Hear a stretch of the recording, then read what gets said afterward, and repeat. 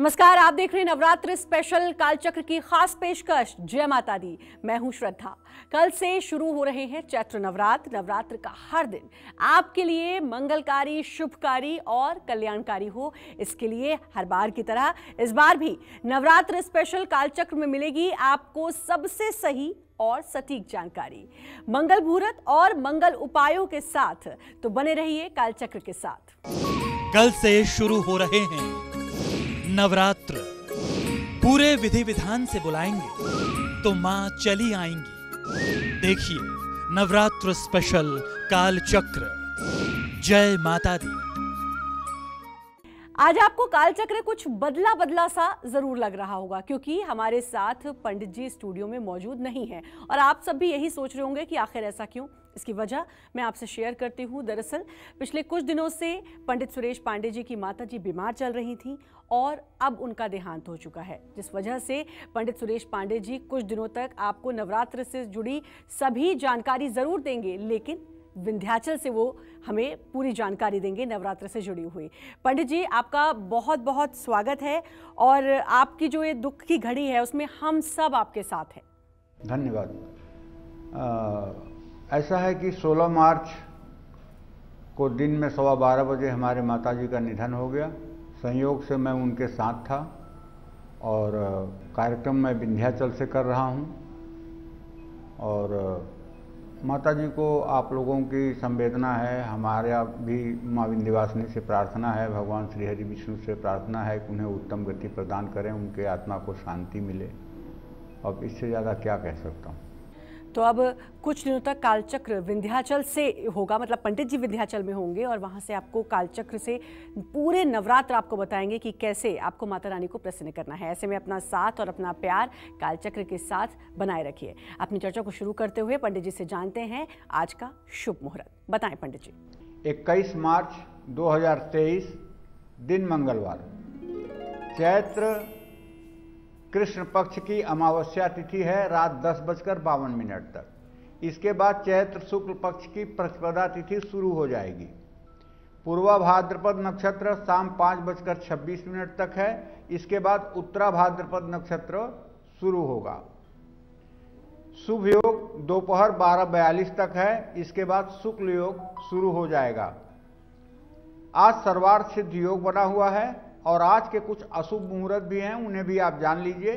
राहु काल दोपहर 3 बजे से शाम 4:30 बजे तक और यमगंड काल सुबह 9:27 से सुबह 10:58 तक। गुलिक काल दोपहर 12:29 से दोपहर 2 बजे तक। जय मां विंध्यवासिनी। इस नवरात्र क्या है खास, कौन से शुभ मुहूर्त में करनी है घट स्थापना और कौन से मंगल मुहूर्त में की गई पूजा दिलाएगी आपको मां दुर्गा की महाकृपा, आइए जानते हैं पंडित जी से। बताइए पंडित जी।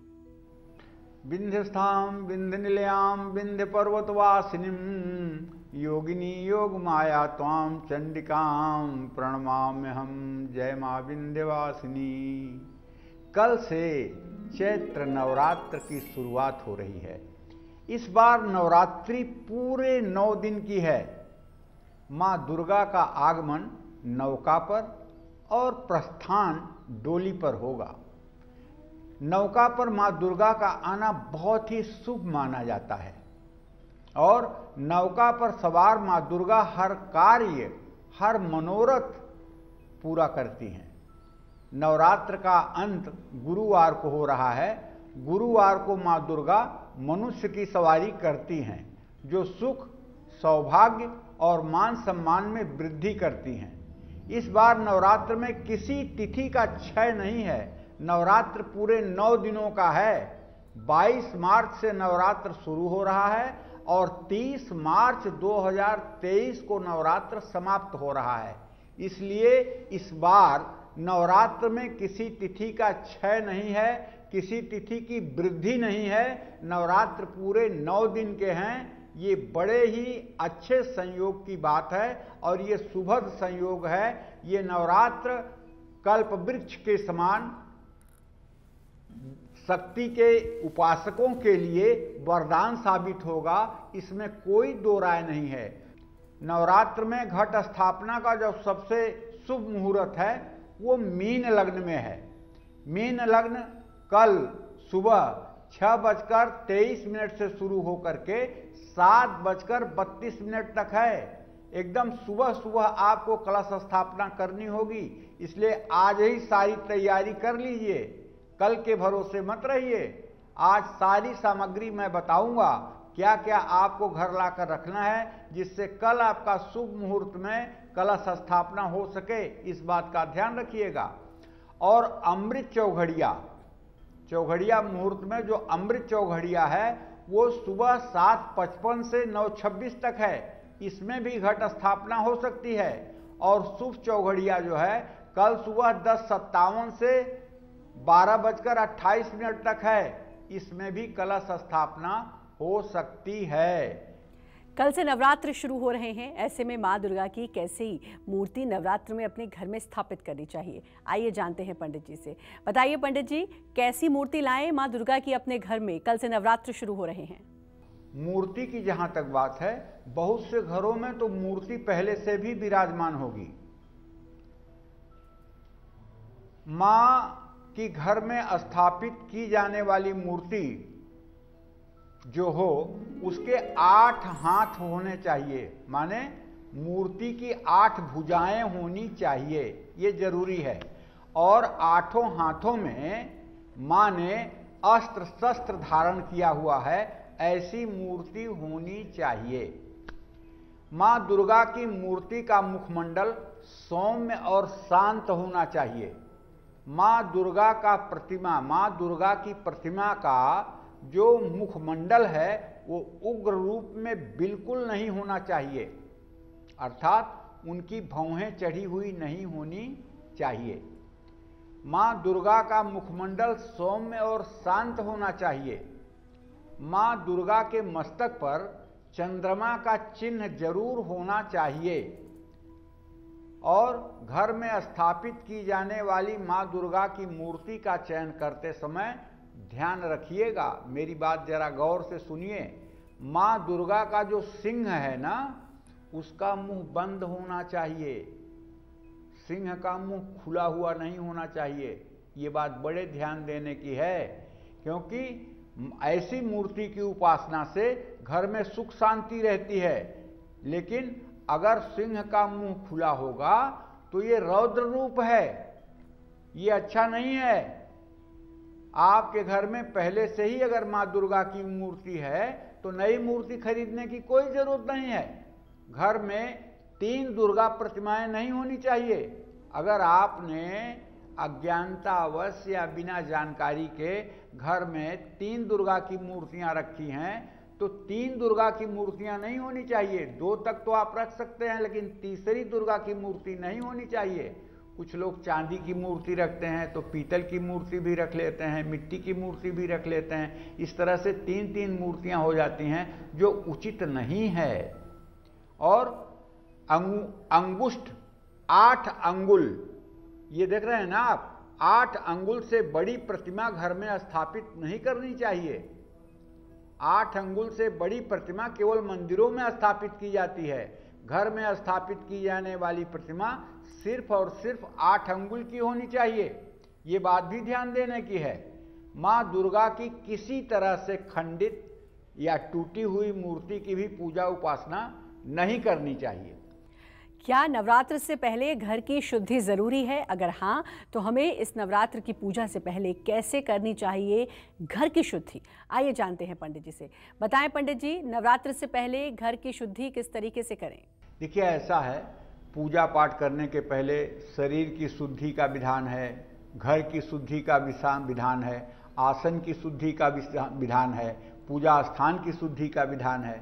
तो इसके लिए, जैसे शरीर की शुद्धि के लिए तो भगवान श्री हरि विष्णु का ध्यान अगर हृदय में कर लिया जाए तो शरीर शुद्ध हो जाता है। ओम अपवित्र पवित्रो वा सर्वावस्थां गतोऽपि वा यह स्मरेत पुंडरीकाक्षं सहवायाभ्यंतरः शुचि। पुंडरीकाक्ष कौन है? भगवान विष्णु। उनका हृदय में एक बार चित्र आया नहीं कि पूरा शरीर शुद्ध हो जाता है। आपने कम नहाया है, ज़्यादा नहाया है, गंगा जल से नहाया है या कैसे नहाया है, लेकिन जब तक भगवान श्री हरि विष्णु का ध्यान आपके हृदय में नहीं होगा तब तक आप ऊपर से तो पवित्र हो जाएंगे नहाकर, लेकिन अंदर से पवित्रता नहीं आएगी, क्योंकि इस शरीर में मल मूत्र तो हर समय भरा रहता है। तो शरीर पवित्र कैसे होगी? शरीर पवित्र होगी भगवान श्री हरि विष्णु के ध्यान से। तो पूजा करने के पहले इस बात का ध्यान रखना है कि शंख चक्र गदा पद्म धारण किए हुए, पीतांबर पहने हुए, बनमाला धारण किए हुए भगवान श्री हरि विष्णु का अपने हृदय में चिंतन करें। जय मां विंध्यवासिनी। और ऐसे में मां दुर्गा की मूर्ति स्थापित करने से पहले घर की शुद्धि करनी चाहिए। जैसे आज 21 तारीख है तो घर की साफ सफाई एकदम करिए, पूरे घर की साफ सफाई करिए, पूरे घर से अनयूज्ड चीजों को निकाल बाहर फेंकिए। कोई कूड़ा घर में, कोई स्क्रैप घर में नहीं होना चाहिए। और ऐसा करना है, आपको बताना चाहूंगा कि मां दुर्गा को अपने घर में स्थापित करने से पहले गाय का उपला या कोयला पहले उसको आप चूल्हे पर जला लीजिए और उसको एक प्लेट में रख करके इस धुएं से अपने घर के पूजा घर को शुद्ध करें। उस पर थोड़ा सा गूगल भी आप डाल सकते हैं, ठीक है।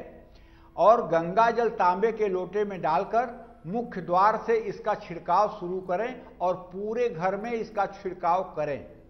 अगर आपके घर में दक्षिणावर्ती शंख है तो दक्षिणावर्ती शंख में गंगा जल भर करके और दूर्वा घास से अगर पूरे घर में छिड़काव करें तो घर की शुद्धि हो जाएगी। कितना आसान तरीका है ना। हाँ, अगर घर में दक्षिणावर्ती शंख नहीं है तो तांबे के लोटे में जल और गंगा जल मिला करके दूर्वांकुर से अपने पूरे घर में जल का छिड़काव करिए, घर की शुद्धि हो जाएगी। नवरात्र में मां दुर्गा की मूर्ति की स्थापना हर समय ईशान कोण में करनी चाहिए। ये ईशान कोण क्या है भाई?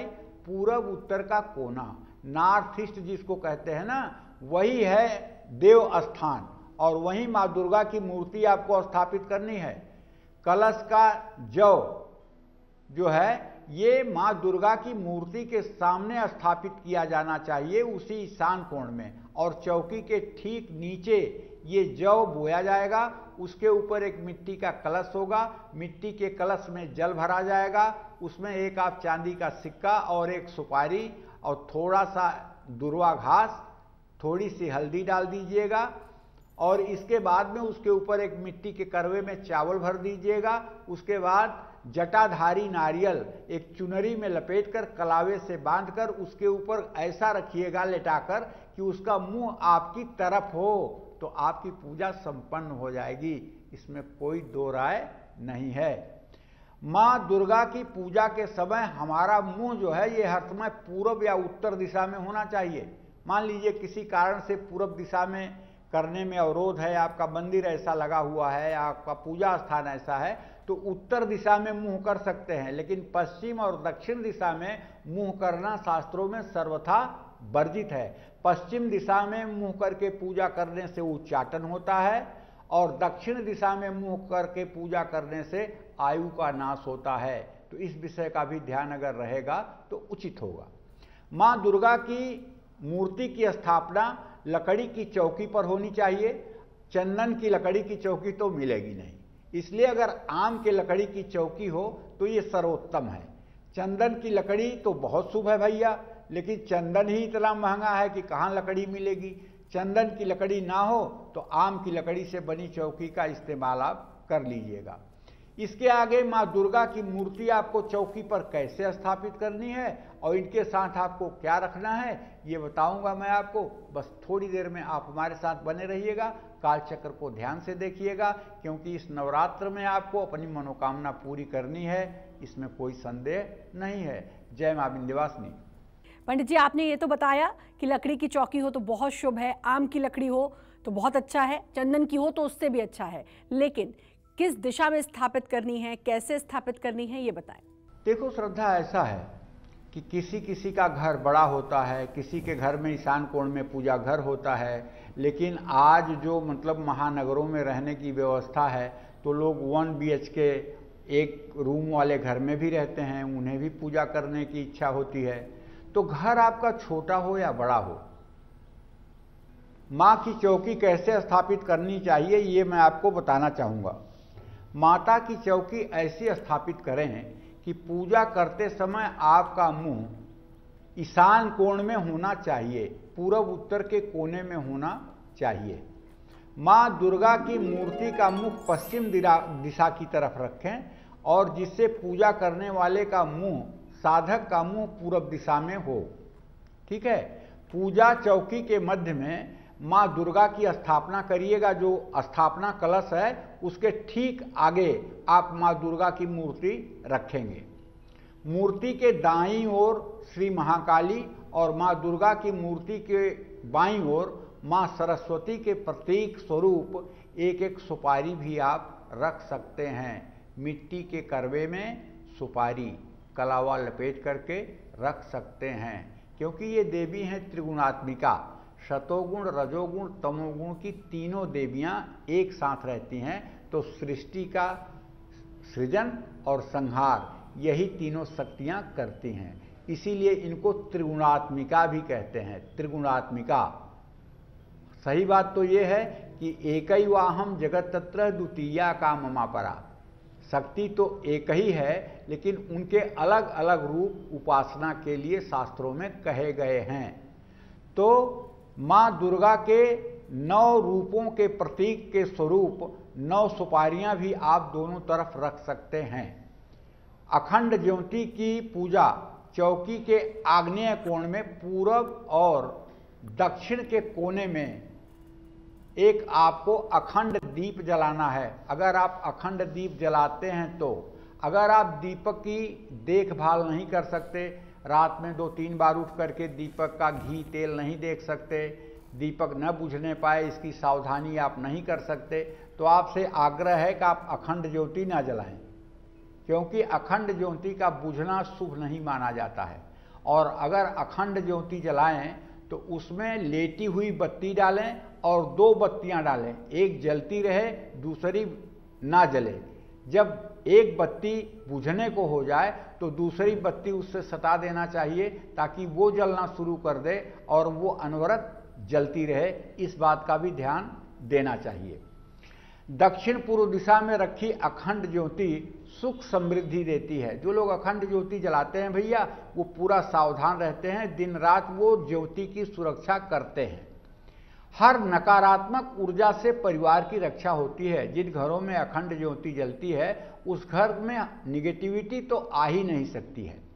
नवरात्र में जो लोग हर रोज हवन करते हैं उनको हवन कुंड भी दक्षिण पूर्व दिशा में ही रखना चाहिए और नवार्ण मंत्र से हवन करना चाहिए। ओम ऐं ह्रीं क्लीं चामुंडाय विच्चे स्वाहा, ओम ऐं ह्रीं क्लीं चामुंडाय विच्चे स्वाहा, ओम ऐं ह्रीं क्लीं चामुंडाय विच्चे स्वाहा। घी, शहद, चीनी, घी, शहद, चीनी और 1 चम्मच काला तिल डाल करके अगर इस मंत्र से 108 आहुति नित्य हवन की जाए तो आपकी पूजा सद्यः फलदायिनी होगी, इसमें कोई संदेह नहीं है। 9 दिनों में असंभव से असंभव कार्य भी आपका सिद्ध होगा, क्योंकि अग्निहोत्र से बड़ा कोई तप नहीं है। जो लोग नित्य हवन करते हैं उनकी मनोकामना साक्षात भगवती पूरा करती हैं। यही संपूजिता नित्यम प्रसादय धन भोजनय ददादि वित्तम पुत्रान मति धर्मे गतिम शुभाम। 12वें अध्याय में वर्णन आता है कि जो लोग मेरी पूजा पत्र, पुष्प, धूप, दीप, नैवेद्य से नित्य करते हैं उनको मैं धन, पुत्र, सुंदर मति और उत्तम गति देती हूं।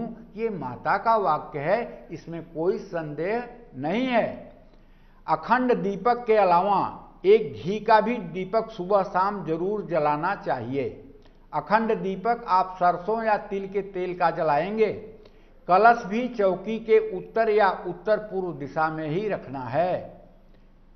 तो ये मतलब कि इस तरह की व्यवस्था अगर आप करेंगे तो निसंदेह आपकी मनोकामना पूरी होगी। जय मां विंध्यवासिनी।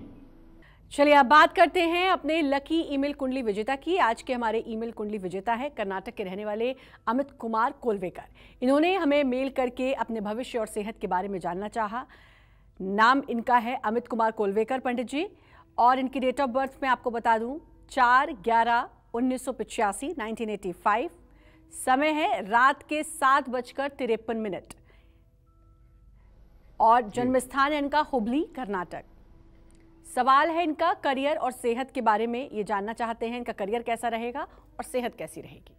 देखो श्रद्धा, आपने जो डिटेल बताया, अमित कुमार कुलवेकर 4 नवंबर 1985 शाम को 7:53 हुबली कर्नाटक का इनका जन्म है। इस हिसाब से इनकी कुंडली वृषभ लग्न और कर्क राशि की बनती है। इनकी जन्म कुंडली में बृहस्पति नीच राशि में भाग्य स्थान में स्थित है। रोग स्थान में शुक्र, सूर्य और केतु है। सप्तम स्थान में शनि बुध है। राहु इनके व्यय स्थान में है। विद्या भाव में मंगल है, उसका स्वामी शनि के साथ है। इस समय बड़ी खराब दशा इनकी चल रही है। केतु में चंद्रमा की अंतर्दशा चल रही है, जो इस बात का सूचक है कि इनको मनोरोग की स्थिति बनी हुई है, मानसिक रोग की स्थिति बनी हुई है, डिप्रेशन की स्थिति बन रही है। दूसरी बात, 10वें शनि का सप्तम भाव में बैठना और उसमें शुभग्रह की दृष्टि न होना, रोजगार के लिए भी इन्हें काफी संघर्ष और इंतजार करना पड़ रहा है। अभी मैं ये जान रहा हूं कि जो इनकी दशा चल रही है ये बिल्कुल अच्छी नहीं है। इन्हें ओम केंग केतवे नमः इस मंत्र का 10 माला जप 81 दिन तक करना चाहिए।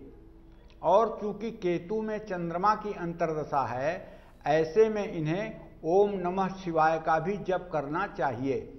और दूसरी बात यह है कि इन्हें इस समय 7 अनाज 1-1 किलो और 1 कंबल दान करना चाहिए। इससे इनके स्वास्थ्य में भी सुधार होगा, क्योंकि रोगेश रोग भाव में है और वो शुक्र केतु सूर्य के साथ है। ऐसे लोगों को मनोरोग भी होता है, एलर्जी से संबंधित परेशानी होती है, नसों में पीड़ा होती है, हड्डियों में कष्ट होता है। और तो और इनका सूर्य नीच राशि में बैठा हुआ है, जो मातृभाव का स्वामी है, जिससे घर, वाहन और माता तीनों के सुख में कमी आती है। सुख स्थान का स्वामी अगर रोग स्थान में नीच राशि का हो जाए तो ये अच्छी बात नहीं होती है। और सूर्य नवमांश कुंडली में भी मीन के नवमांश में है, उच्च के नवमांश में नहीं है। लेकिन हाँ, बुध और शुक्र की स्थिति ठीक है, इसलिए पूजा उपासना करने से इनकी जिंदगी बेहतर हो सकती है। जय मां विंध्यवासिनी। विंध्याचल से कार्यक्रम करेंगे। कल से शुरू है चैत्र नवरात्र। नवरात्र में कैसे विधि विधान से करनी चाहिए माँ दुर्गा की पूजा आराधना, यही आज कालचक्र में पंडित जी आपको बता रहे हैं। अब अपनी चर्चा को आगे बढ़ाते हुए बात करते हैं कलश स्थापना विधि की। इस नवरात्र कैसे करें कलश की स्थापना, आइए जानते हैं। बताइए पंडित जी, कैसे करें कलश स्थापना? देखिए, एक बार तो कलश स्थापना की विधि मैंने आपको पहले भी बताया, आज ही बताया, उसको आपने ध्यान से सुना होगा।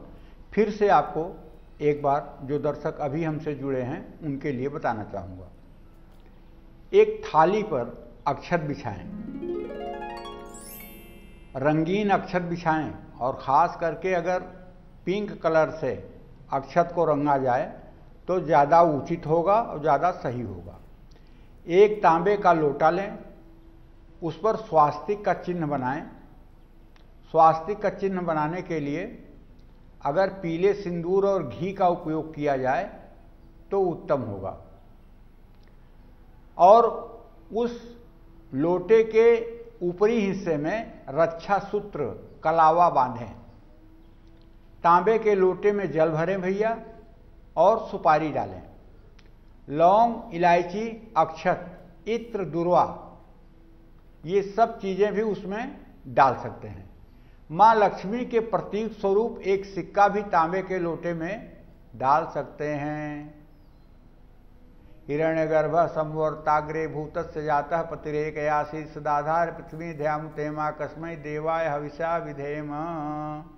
अब तो मतलब जो सिक्के चल रहे हैं ये सिक्के तो ठीक है, लेकिन वैसे रत्न के सिक्के डालने का शास्त्रों में विधान है, चांदी सोने का सिक्का डालने का विधान है, बाद में वो फिर आपके काम आ जाएगा। लेकिन चलिए, अगर वो सिक्का नहीं है तो ये सिक्का भी आप डाल सकते हैं, लेकिन 10 और 20 रुपए का सिक्का जो पीले रंग का होता है, अगर उसे आप डालेंगे तो ये ज़्यादा अच्छा रहेगा। और तांबे के कलश में जल भरने से 20% शुभ फल मिलता है। तांबे के कलश में जल के साथ फूल डालने से 40% फल मिलता है। तांबे के कलश में जल और फूल के साथ दुर्वा डालने से 50% फल मिलता है। इस तरह से तांबे के कलश में जल, फूल, दुर्वा के साथ सुपारी भी डाली जाती है, उससे 60 अक्षत भी डाला जाता है, 60% लाभ मिलता है। तांबे के कलश में जल, फूल, दुर्वा, अक्षत के साथ सुपारी डालने से 90% फल मिलता है। तांबे के कलश में जल, फूल, अक्षत, सुपारी के साथ सिक्का डालने से 100% फल मिलता है। ऐसा हमारे शास्त्रों का कथन है। तो जो अपना वरुण कलश आप स्थापित करेंगे उसको इसी तरह से स्थापित करेंगे। क्योंकि आज नवरात्र से एक दिन पहले हम आपको बता रहे हैं, तो आप अपने तैयारी के लिए सारी सामग्री आज ही अपने घर पर व्यवस्थित कर लें, क्योंकि कल प्रातःकाल ही कलश स्थापना का मुहूर्त है। कहीं सामान के लिए आपको दौड़ भाग ना करनी पड़े। इस बात का भी अगर आप ध्यान रखेंगे तो आपकी पूजा सफल होगी। तांबे के लोटे में सभी सामग्रियों को डालने के बाद अब आपको क्या करना है ये मैं आपको बताऊंगा। बस थोड़ी देर में आप पूरे एकाग्र चित्त से आज का कार्यक्रम जरूर देखिएगा। इस चैत्र नवरात्र किस विधि से करें घट स्थापना, आइए जानते हैं पंडित जी से। बताएं पंडित जी। देखो, घट स्थापना में सबसे महत्वपूर्ण जो होता है वो आधार होता है। आधार माने जिसके ऊपर कलश स्थापित किया जाएगा, वो मिट्टी के ऊपर स्थापित किया जाता है। अगर मिट्टी में थोड़ी सी बालू मिला ली जाए और वो खेत की मिट्टी हो, उपजाऊ खेत की मिट्टी हो, तो ये बहुत शुभकारी होता है। और आज से ही आप 7 प्रकार के अनाज पानी में भिगो दीजिए और सुबह सुबह उसको छान करके रख दीजिए और उसी मिट्टी में वो सप्तधान्य आप मिला दीजिए और मिला करके उसको बीच में थोड़ा सा गड्ढा करके चारों तरफ उसको वृत्ताकार एकदम सुशोभित कर दीजिए और उसी में कलश को बैठा दीजिए। और रोज पूजा करते समय जल जो है उस मिट्टी के चारों तरफ डालते जाइए, तब ये इतना बढ़िया ढंग से सप्तधान्य उत्पन्न होगा जो आपके पूजा का प्रतिफल बताएगा। अगर सप्तधान्य से कलश ढक जाए तो समझ लेना चाहिए कि मनोकामना पूरी हो गई है, लेकिन अगर सप्तधान्य ना ही उगे तो समझ लेना चाहिए कि पूजा का संपूर्ण फल नहीं मिलने वाला है। इसलिए आज ही आप सप्तधान्य को पानी में भिगो दीजिए, शुद्ध पानी में भिगो दीजिए। कल इसे छान करके मिट्टी में मिला करके तब डालिएगा। आज से ही इसकी तैयारी करिएगा। और अगर सूखे सूखे सप्तधान्य आप मिट्टी में डालेंगे तो उनको उगने में समय लगेगा। इस बात का भी आपको ध्यान रखना है। सप्तधान्य में जौ, तिल, धान, मूंग, कंगनी, चना और गेहूं आता है। मिट्टी का घट स्थापित करने के बाद उसमें भी उसके ऊपर एक कलावा आपको बांधना है, रक्षा सूत्र बांधना है।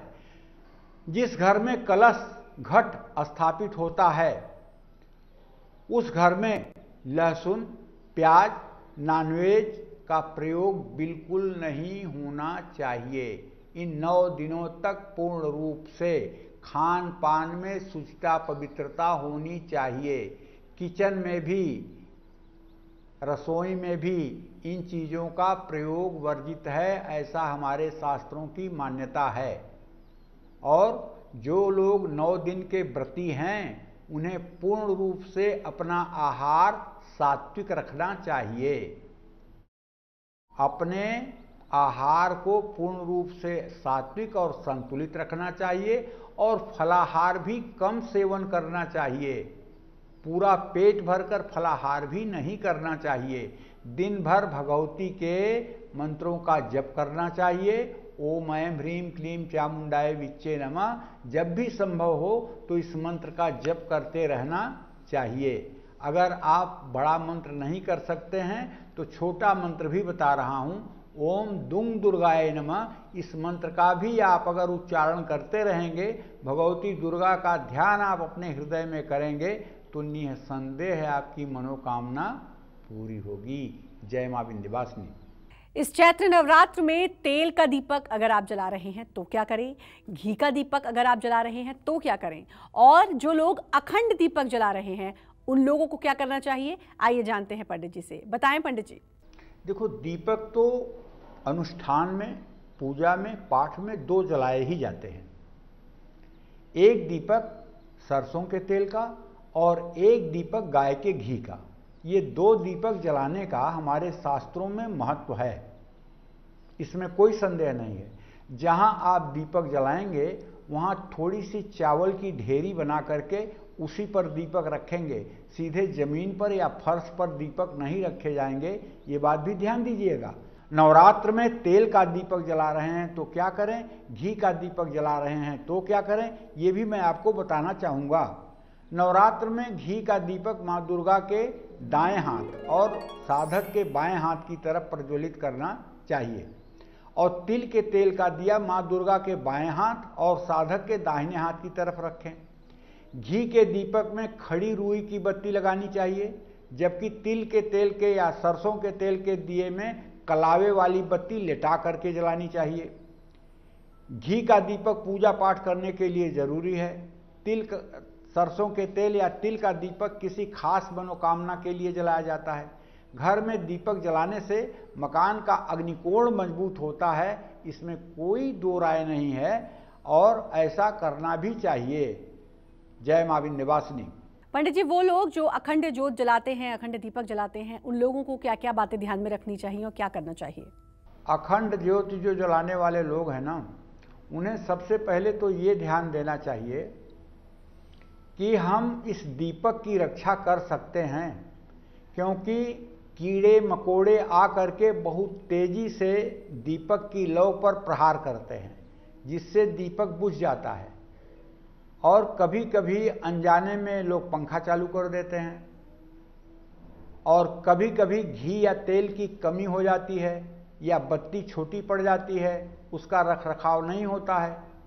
तो भैया, हाथी पालना तो आसान है, लेकिन हाथी का चारा देना आसान नहीं है। इसलिए अखंड दीपक आप बड़े खुशी में जला तो सकते हो, लेकिन क्या उसकी आप सुरक्षा कर पाओगे? जिस तरह से नवजात शिशु 1 दिन के बच्चे की देखभाल की जाती है, उसी तरह से अखंड ज्योति की भी देखभाल की जाती है। हर समय आपको अलर्ट मोड में रहना होगा।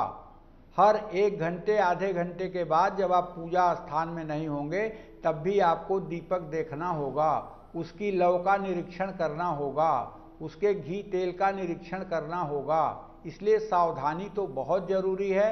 अगर अखंड, ऐसा नहीं है कि अखंड दीपक जलाने से आपको स्वर्ग की प्राप्ति हो जाएगी और नहीं जलाएंगे तो नरक में चले जाएंगे। लेकिन अगर अखंड दीपक जला रहे हैं और वो बुझ रहा है नवरात्र के बीच में, तो ये अशुभ संकेत है।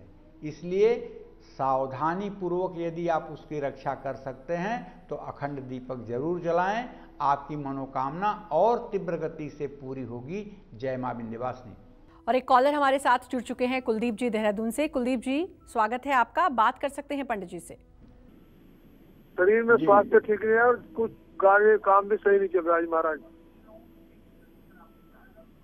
देखिए, ऐसा है ना कि आपने जो प्रश्न किया है वो प्रश्न काल में इस समय वृषभ लग्न है, केतु आपके रोग स्थान में बैठा हुआ है, नसों से संबंधित आपकी बीमारी है, और आपके कार्य क्षेत्र में शनि और चंद्रमा की युति बनी हुई है। कुछ सही निर्णय, सटीक निर्णय इस समय आप नहीं ले पा रहे हैं। वैसे आपका जीवन सामान्य रूप से व्यतीत हुआ है। अब आप लगभग 64वें वर्ष में प्रवेश, 63वें वर्ष आपके पूरे होने वाले हैं, 64वें वर्ष में आपका प्रवेश हो रहा है। ऐसे में मैं आपसे ये कहना चाहूँगा कि यदि आप स्वस्थ रहना चाहते हैं और अभी भी कार्य कुशलता के साथ करना चाहते हैं तो आपको नित्य प्रति दुर्गा चालीसा और विंध्येश्वरी चालीसा का पाठ करना चाहिए और दुर्गा सप्तशती में कवच का पाठ अगर हो सके तो आपको नित्य करना चाहिए, क्योंकि इस समय आपका समय थोड़ा सा ठीक नहीं चल रहा है, जो आपके स्वास्थ्य के लिए और आपके व्यापार के लिए ठीक नहीं है। इसको ठीक करने के लिए दुर्गा सप्तशती का पाठ, दुर्गा चालीसा का पाठ और हो सके तो दुर्गा के मंत्रों का ओम ह्रीम दुन दुर्गाय नमः इस मंत्र का जप करें तो आपके लिए कुलदीप जी फायदेमंद रहेगा। हाँ, अगर आप और कुछ करना चाहते हैं तो मैं आपको बताऊं, 5 बुधवार किसी मंदिर में 100 ग्राम देसी कपूर आरती के लिए दान कर दीजिए और 5 छोटी कन्याओं को बुधवार के दिन नमकीन का पैकेट बांट दीजिए। इससे भी आपको चमत्कारिक लाभ मिलेगा। जय मां विंध्यवासिनी। और अब वक्त है हमारे ईमेल कुंडली विजेता की, जो कि मध्य प्रदेश के रहने वाले हैं अश्विनी रायकवार। इन्होंने हमें ईमेल करके अपने बिजनेस के बारे में जानना चाहा है। पंडित जी, आपको डिटेल्स में बता देती हूँ। अश्विनी रायकवार इनका नाम है, डेट ऑफ बर्थ है 24 मई 1985, समय है 9:40 सुबह का। इटारसी मध्य प्रदेश में इनका जन्म हुआ है। सवाल है इनका, फायर सेफ्टी और सीसीटीवी का कारोबार है, उसमें ये कितना सफल हो पाएंगे। दूसरा सवाल है, जीवन में धनवान बनने का क्या कोई योग है। आपने जो डिटेल दिया है उसके आधार पर अश्विनी नाम है इनका। 24 मई 1985 को जन्म हुआ है इनका, सुबह 9:40 पर इटारसी मध्य प्रदेश में। देखो श्रद्धा, इनका कर्क लग्न में जन्म हुआ है, इनकी मिथुन राशि है और इनके केंद्र में राहु केतु विराजमान हैं और नीच का बृहस्पति इनके 7वें भाव में विराजमान है। शनि इनके संतान स्थान में है, लेकिन शुक्र उच्च का होकर के इनके भाग्य स्थान में विराजमान है। मंगल सूर्य की युति है, ये अंगारक योग बनाता है। इस समय इनकी बुध की महादशा चल रही है, जो बुध इनके व्यय भाव और पराक्रम भाव का स्वामी है और बुध में बृहस्पति का अंतर है। ऐसे में अगर देखा जाए तो बृहस्पति उच्च के नवमांश में है। इन्हें अपने कार्य में सफलता मिलेगी, लेकिन जितना परिश्रम करेंगे उतनी सफलता नहीं मिलेगी। परिश्रम का 60% इन्हें सफलता मिलेगी, क्योंकि बुध इनका व्ययस है और व्ययस होकर के अगर कोई ग्रह आजीविका के स्थान में बैठे तो निश्चित रूप से ऐसे लोगों को ज़्यादा संघर्ष करना पड़ता है। और मंगल बुध दोनों द्वितीय द्वादश की स्थिति में हैं, इसलिए इनके पराक्रम में, इनके उद्यम में हर समय एक रूपता नहीं रहती है। कभी कभी बहुत उत्साह में आकर के पूरे मनोयोग से काम करते हैं और कभी कभी जो है निराश होकर के आलस्य से भर जाते हैं। इन्हें चाहिए कि एक 10 रत्ती का मूंगा सोने में बनवा करके अपने दाहिने हाथ की अनामिका में मंगलवार को सुबह शुक्ल पक्ष में दूध और गंगा जल से धो करके धारण करें और एक 10 रत्ती का मोती चांदी की अंगूठी में बनवा करके इसे इन्हें अपने दाहिने हाथ की कनिष्ठिका उंगली में सोमवार को 8 बजे रात दूध और जल से धो करके ओम सोम सोमाय नमः इस मंत्र को 108 बार बोल करके धारण करना चाहिए। इसका लाभ मिलेगा। और दूसरी बात, इन्हें अंकुरित मूंग हर बुधवार को गाय को खिलाना चाहिए। हर बुधवार को अगर ये गाय को अंकुरित मूंग खिलाना शुरू कर देंगे तो आधे से ज़्यादा परेशानी इनकी समाप्त हो जाएगी और भविष्य इनका अच्छा होगा, इसमें कोई दो राय नहीं है। जय मां विंध्यवासिनी। नवरात्र में आपको कैसे करनी चाहिए पूजा पाठ, ये तो पंडित जी ने आपको बता दिया। अब नवरात्र पर आपको कौन कौन से नियमों का पालन जरूर करना चाहिए, आइए ये भी पंडित जी से जानते हैं। बताएं पंडित जी, वो कौन से जरूरी नियम है जिसका हम सभी को पालन करना चाहिए।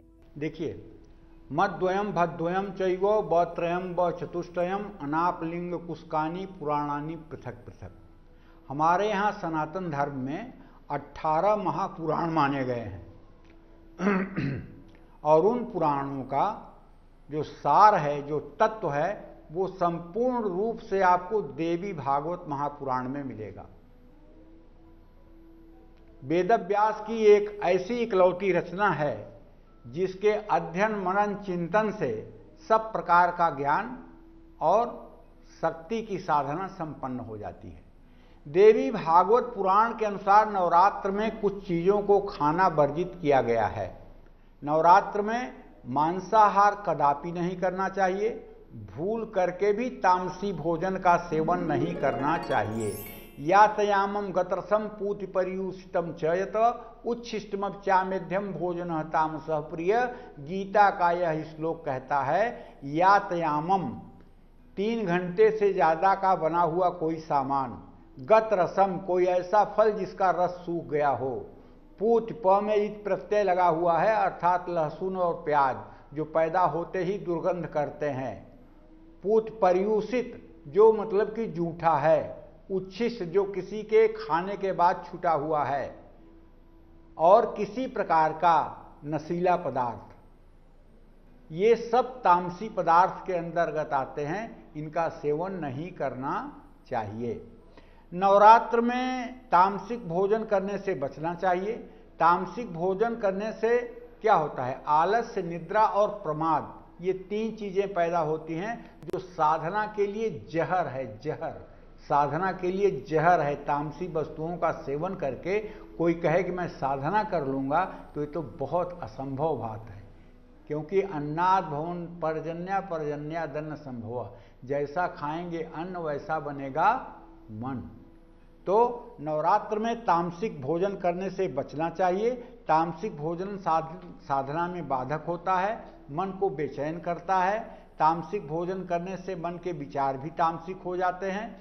नवरात्र में सतोगुण को बढ़ाना जरूरी है, इसलिए राहु केतु का आधिपत्य लहसुन प्याज पर होने के कारण नवरात्र में इनका भी त्याग किया जाना चाहिए। नवरात्र में मूली खाने से भी परहेज करना चाहिए। मूली राहु ग्रह से संबंधित है, इसलिए भूल करके भी मूली न खाएं।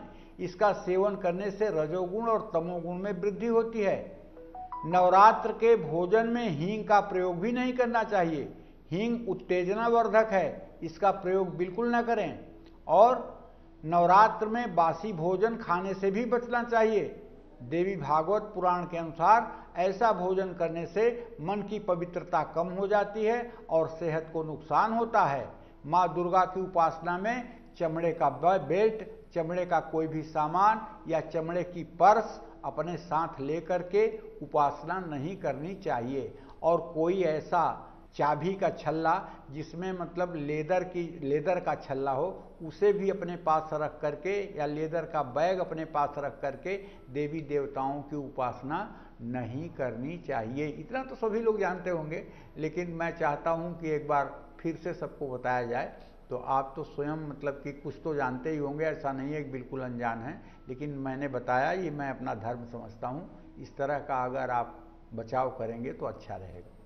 पंडित जी, बहुत सारे लोग होते हैं जो नवरात्र में व्रत तो नहीं रखते हैं, या घर में बहुत सारे लोग होते हैं जो व्रत नहीं रखते हैं, वो लोग प्याज लहसुन का इस्तेमाल ज़रूर करते हैं, तो क्या उनको भी उतने दिन प्याज लहसुन के इस्तेमाल पर रोक लगा देनी चाहिए? बिल्कुल। श्रद्धा ऐसा है ना कि नवरात्र की परिकल्पना, 2 नवरात्र की परिकल्पना, एक शारदीय नवरात्र जो आश्विन महीने में होता है, एक वासंतिक नवरात्र जो चैत्र के महीने में होता है। इसकी परिकल्पना सनातन धर्म ने बड़ी गूढ़ रहस्य के साथ की है। ये समय ऐसा है, ये इस समय को यमदृष्टा कहते हैं। इस समय ऋतु परिवर्तन होता है और बीमारियां मनुष्य को घेर लेती हैं। इसलिए 9 दिन तक व्रत करके आहार विहार को शुद्ध रख के शरीर को स्वस्थ रखने की एक परंपरा है, इसलिए भी व्रत का विधान बताया गया है। अगर आप व्रत नहीं करते हैं तब भी आपको तामसिक भोजन के सेवन से बचना चाहिए, क्योंकि अगर आप तामसी भोजन नहीं करेंगे, अल्पाहार करेंगे, तो इन 9 दिनों में आपका पेट, आपका आमाशय खाली हो जाएगा और नई गेहूं की जो फसल आ रही है उसे आप खाएंगे तो वो ठीक से फिर से डाइजेस्ट होगी। गेहूं, चना, जौ, ये सब नई फसलें अब पैदा होंगी और जिसका आपको उपयोग करना है। पुरानी जो फसलें आप खा रहे थे उसको आप बंद कर देंगे। इसलिए नवरात्र में एक बार पेट की सफाई जरूरी होती है। इसलिए नवरात्र में इस दृष्टि से भी, वैज्ञानिक दृष्टि से भी, नवरात्र के व्रत का महत्व बढ़ जाता है और नवरात्र में अल्पाहार का भी महत्व बढ़ जाता है।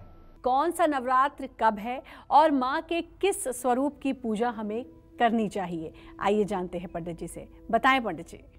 प्रथमं शैलपुत्री च, द्वितीयं ब्रह्मचारिणी, तृतीयं चंद्रघंटेति, कुष्मांडे चतुर्थकं पंचमम स्कंद मातेति षष्ठम कात्यायनी च सप्तम कालरात्रि महागौरी चाष्टमम नवमम सिद्धिदात्री च नव दुर्गा प्रकीर्तिता। 22 मार्च को पहला नवरात्र है। इस दिन घट स्थापना और मां शैलपुत्री की पूजा करिएगा। 23 मार्च को दूसरा नवरात्र है। मां ब्रह्मचारिणी की पूजा का शास्त्र सम्मत विधान है। 24 मार्च को तीसरा नवरात्र है। मां चंद्रघंटा की पूजा का विधान है। और 25 मार्च को चौथा नवरात्र है। मां कुष्मांडा की पूजा का शास्त्र सम्मत विधान है। इस तरह से 26 मार्च को पांचवां नवरात्र है, जो स्कंद माता के पूजा का विधान है। स्वामी कार्तिकेय की मां होने के नाते इन्हें स्कंद माता भी कहा जाता है। 27 मार्च को छठा नवरात्र है, जो मां कात्यायनी की पूजा का विधान है। और 28 मार्च को सातवां नवरात्र है, जो मां कालरात्रि के पूजा का दिन है। इसी तरह से 29 मार्च को आठवां नवरात्र है, जिस दिन दुर्गा अष्टमी मनाई जाती है और मां महागौरी के मां दुर्गा की पूजा का विधान है। 30 मार्च को 9वां नवरात्र है। उस दिन सिद्धिदात्री के पूजा का विधान है और भगवान श्री राम का जन्मोत्सव है। चैत्र शुक्ल पक्ष की रामनवमी को प्रभु श्री राम का जन्म अयोध्या में हुआ था। भय प्रगट कृपाला दीन दयाला कौशल्या हितकारी। तो रामनवमी के दिन भैया सारे मंदिरों के देवी देवता अयोध्या में उपस्थित होते हैं और प्रभु श्री राम के जन्मोत्सव में सम्मिलित होते हैं। ऐसा हमारे शास्त्रों की मान्यता है। विंध्याचल में तो लोग कहते हैं कि रामनवमी में मां विंध्यवासिनी अपने मूर्ति में नहीं रहती हैं, वो अपने पताके में रहती हैं। इसलिए रामनवमी के दिन पताके का दर्शन जरूर करना चाहिए। जो उनका पताका लगा हुआ है मंदिर के ऊपर, उसका दर्शन जरूर करना चाहिए। शास्त्रों में मान्यता है उस दिन मां राम जन्मोत्सव में सम्मिलित होने के लिए अयोध्या में विराजमान रहती हैं। जय मां विंध्यवासिनी।